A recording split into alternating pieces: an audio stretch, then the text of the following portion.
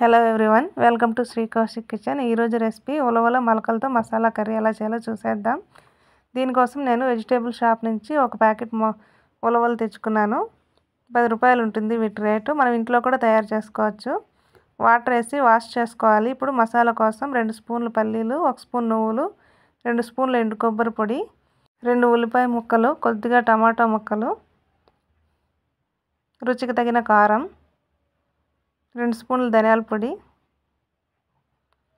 వెల్లుల్లి రెబ్బలు, దాల్చిన చెక్క, 2 లవంగాలు, అల్లం ముక్కలు 2, కొత్తిమీర వేసి గ్రైండ్ చేసుకోవాలి. ఇప్పుడు ప్రెషర్ కుక్కర్లో ఆయిల్ వేసి 1 స్పూన్ ఆవాలు, 1 స్పూన్ జీలకర్ర, కరివేపాకు, ఉల్లిపాయ, టమోటా, పసుపు 1 స్పూన్, ముందుగా గ్రైండ్ చేసుకునే పేస్ట్ వేసి పచ్చివాసన పోయేంత వరకు వేగనివ్వాలి.